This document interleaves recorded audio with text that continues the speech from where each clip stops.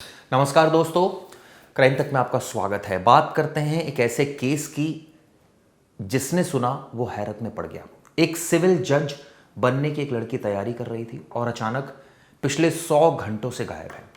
लड़की का नाम अर्चना तिवारी है, इंदौर की रहने वाली है, कटनी जा रही थी, लेकिन ट्रेन से गायब हो गई। ट्रेन में जो उसकी सीट थी वहां से उसका बैग मिला, उसमें राखी मिली, उसमें कुछ गिफ्ट्स मिले, लेकिन अर्चना तिवारी नहीं मिली।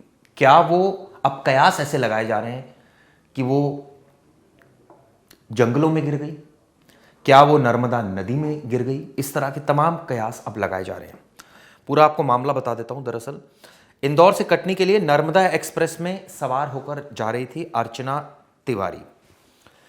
अब इसको लेकर इन्वेस्टिगेशन जारी है। जीआरपी भोपाल रानी कमलापति रेलवे स्टेशन से लेकर कटनी हर स्टेशन की तलाश कर रहा है, सीसीटीवी खंगाले जा रहे हैं।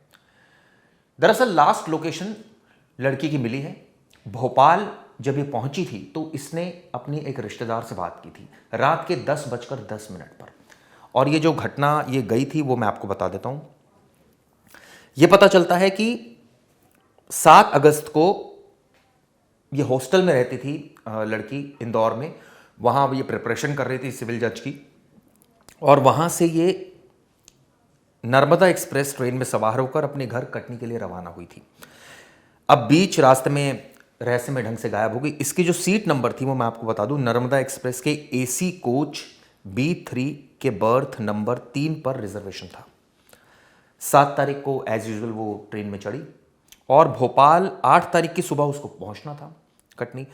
इस बीच इसने भोपाल में जो लास्ट लोकेशन मिली है वो नर्मदा जिले के नर्मदा ब्रिज पर मिली है, और उससे पहले भोपाल में जब ये थी तब इसने अपने एक रिश्तेदार से बात की रात के 10:10 पर, और ये नर्मदा अगर ब्रिज की बात करो तो 1 घंटे के बाद ये वहां पहुंची होगी। इसके बाद इसका फोन स्विच ऑफ हो गया। नर्मदा ब्रिज से नीचे नर्मदा नदी है, तो क्या ये नर्मदा नदी में कूद गई, गिर गई, या हादसे का शिकार हो गई?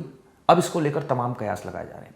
आसपास जो लोग हैं वो अभी उनको इस बारे में कोई जानकारी नहीं है। ऐसा माना जा रहा है कि रात में करीबन 11:30 बजे के आसपास 7 तारीख को यह वाकया हुआ होगा। 8 तारीख की सुबह जब वो नहीं पहुंची, उनके रिश्तेदारों को जब वो पहुंचे ट्रेन में उसको रिसीव करने, जब वो नहीं थी तो फ़ोन किया, फ़ोन स्विच ऑफ था। इसके बाद जीआरपी को कंप्लेंट की, रेलवे पुलिस को कंप्लेंट की, जांच शुरू हुई। अभी तक कोई जानकारी आगे नहीं बढ़ी है। पुलिस, आप सोचिए कि जो सीट थी, जो मैंने आपको सीट नंबर बताया, एसी कोच B3 के बर्थ नंबर 3 पर उसका रिजर्वेशन था। वहाँ पर पुलिस पहुँचती है, वहाँ पर सिर्फ एक बैग मिलता है।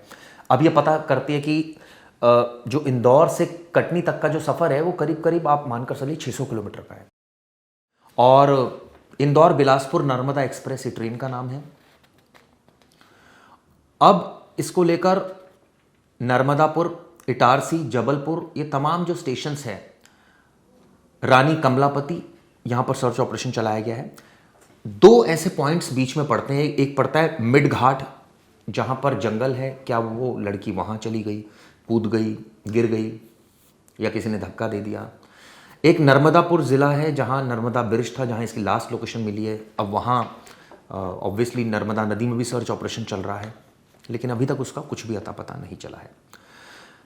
उमरिया में इसके मामा रहते हैं। जब मामा, जैसे मैंने बताया, भोपाल के पास थी, रात करीबन 10 बजे के आसपास बात हुई। और आपको बता दूं 200 किलोमीटर दूर है इंदौर से भोपाल, और टोटल अगर ये जर्नी में काउंट देखा जाए तो ये जर्नी भोपाल से जो नर्मदापुर है वो करीबन 77 किलोमीटर है, जहाँ पर ये पूरा वाकया हुआ। और टोटल जर्नी जो मैंने सर्च की थी करीबन 600 किलोमीटर है, 10-12 घंटे लगते हैं। अब ऐसे में वो कहाँ चली गई ये अभी कुछ भी नहीं पता चल पा रहा, और इसको लेकर कई टीमें बना दी गई है। आपको बता दूं, Katni railway station, Katni south railway station पर लड़की नहीं मिली तो परिजनों ने उमरिया में उसके मामा को सूचना दी। उमरिया स्टेशन पर उसके मामा ने B3 कोच में पहुंचकर जब तलाशी ली तो उसका बैग मिला। बैग में राखी थी, बच्चों के लिए गिफ्ट्स थे। रात 10:16 पर अर्चना की अपनी चाची से भी बात हुई थी, जैसे मैंने आपको बताया। अब अर्चना के भाई अभिषेक का भी एक बयान आया। उनका कहना है कि वो मेरे मामा की बेटी है। हम लोग मंगल नगर में एक ही घर में साथ रहते थे। कटनी में एक जगह है मंगल नगर, वहाँ पर रहते थे। अर्चना के पिता की मौत हो चुकी है। अर्चना इंदौर में रहकर सिविल जज की तैयारी कर रही थी। रक्षाबंधन पर अर्चना इंदौर से कटनी के लिए निकली थी, लेकिन वो घर नहीं पहुंची। इस तरह की जानकारी निकलकर सामने आ रही है। अब इसको लेकर जो यूथ कांग्रेस के जिला अध्यक्ष हैं दिव्यांशु ने अर्चना की सूचना देने वालों को 51,000 रुपए की नगद राशि देने की घोषणा की है। उन्होंने बताया कि अर्चना उनकी बहन है और छात्र राजनीति में साथ में काम किया है। हर रक्षाबंधन को वो राखी बांधती थी। अब वो कैसे गायब हो गई, कुछ इसके बारे में कोई जानकारी नहीं मिल रही है। जैसे मैंने आपको बताया, कई सवाल अब इसमें खड़े हो गए हैं। अर्चना के साथ क्या कोई अनहोनी हुई है? पहला सवाल, क्या वो किडनैप हुई है, अपनी मर्जी से कहीं चली गई, मिड घाट के जंगलों में ट्रेन से गिर गई या नर्मदा नदी में गिर गई? ऐसे तमाम सवाल हैं जो अभी बने हुए हैं, लेकिन उसके बारे में कोई सूचना नहीं मिल पा रही है। सिविल जज की तैयारी करने वाली 28 साल की अर्चना तिवारी इसी रानी कमलापति रेलवे स्टेशन पर आखिरी बार देखी गई थी। 7 और 8 अगस्त की दरमियानी रात ट्रेन में क्या हुआ, ये अब तक पता नहीं चल सका है। जीआरपी की कई टीमें अर्चना तिवारी की तलाश कर रही है। 100 घंटों से ज्यादा का समय बीत चुका है, लेकिन इंदौर से शुरू हुआ अर्चना का सफर जो कटनी में समाप्त होना था रक्षाबंधन से एक दिन पहले, वो इसी रानी कमलापति रेलवे स्टेशन के आसपास अब गुत्थी में उलझ चुका है। दरअसल जो प्रत्यक्षदर्शी हैं, जो उस ट्रेन में मुसाफिर थे नर्मदा एक्सप्रेस में, B3 कोच में, जिस कोच में सफर कर रही थी अर्चना तिवारी, उनका कहना है कि आखिरी बार अर्चना तिवारी को उन्होंने रानी कमलापति रेलवे स्टेशन पर जब ट्रेन आई थी तभी देखा था। पुलिस के पास जो CDR है, कॉल डिटेल रिकॉर्ड है, उसमें भी आखिरी बार जो फोन अर्चना का एक्टिव रहा है वो इसी रानी कमलापति रेलवे स्टेशन पे है। इसके बाद फोन स्विच ऑफ हो जाता है। रक्षाबंधन बीत गया, भाई की कलाई इंतजार करती रही अपनी बहन का कि वो आएगी, राखी बांधेगी, लेकिन अर्चना नहीं पहुंची।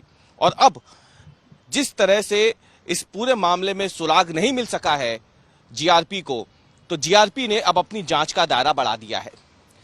ये जो रेलवे स्टेशन है, आपको बता दें, रानी कमलापति रेलवे स्टेशन, इसके बाद अगला बड़ा जंक्शन आता है नर्मदापुरम और इटारसी।